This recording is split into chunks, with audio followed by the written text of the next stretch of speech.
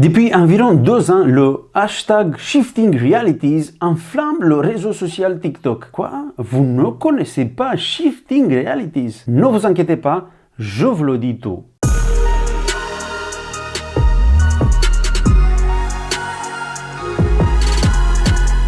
Shifting Realities compte aujourd'hui plus de 3,5 milliards de vues. Ah oui, quand même, c'est plus d'1 milliard par an. Vu les vues que j'ai sur mon compte TikTok, je vous assure, énorme. Un mélange entre la méditation, l'hypnose ou encore des exercices de visualisation, l'action de shifter, de s'évader de la réalité et le fait de se créer un scénario et de laisser son esprit s'y évader. Véritable échappatoire à un quotidien pas franchement cool, les adolescents ont adopté cette nouvelle tendance comme une thérapie, un moyen de vivre une réalité un peu plus douce. Sur TikTok, les témoignages des personnes ayant shifté dans l'univers de leurs films favoris affluent. De l'univers d'Harry Potter, Star Wars, celui d'un animé, en passant par une réalité idéalisée, les scénarios sont divers et variés.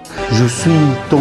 Mais qu'est-ce que vous faites là? Pourquoi vous rentrez dans mon film? C'est mon film, c'est pas votre réalité, mais laissez-moi tranquille. En plus, je peux pas être le père de tout le monde. C'est pas possible, ça. Allez, je vais essayer moi-même. Allez, c'était quoi? Méditation, visualisation, je visualise, je médite.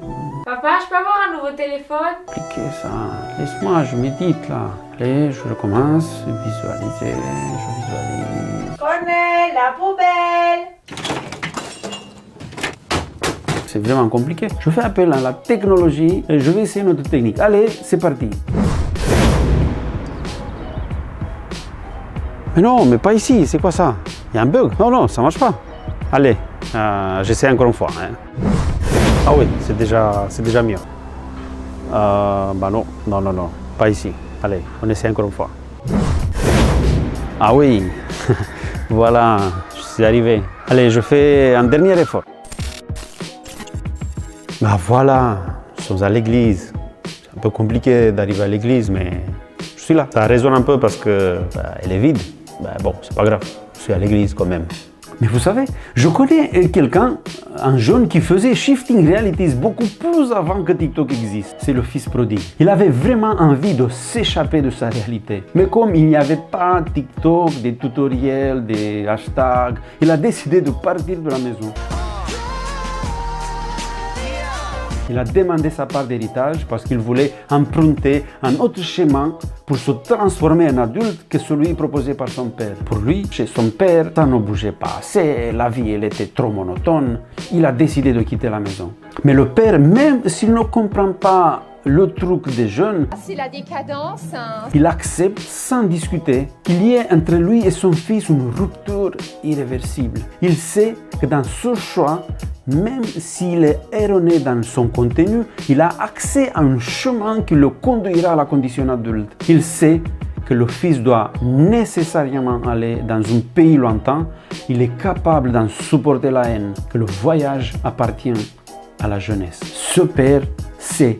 Il sait et il ne prétend pas imposer à son fils son jugement, son éducation, les temps et les espaces qu'il estime nécessaires pour le faire grandir. Il sait et plutôt que d'insister pour changer le choix de fils, il accepte quelque chose que l'Église n'a pas réussi à accepter, de se changer lui-même. À partir de ce moment-là, le père il n'est plus le même. Il a tellement changé qu'à l'arrivée de son fils, il décide de tuer le veau gras pour fêter cela. Une petite parenthèse pour les végétariens. Il a coupé la plus grande salade du jardin.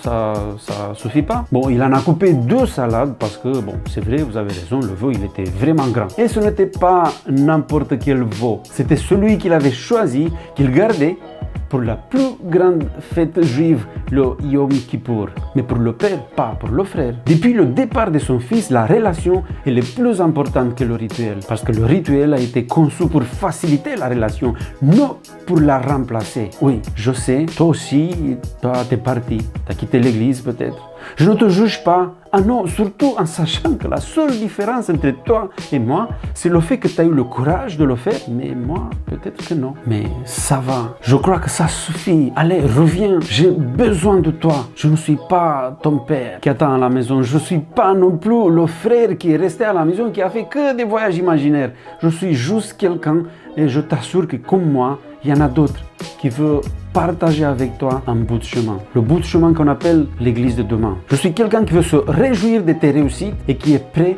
à ne plus projeter ses échecs sur toi.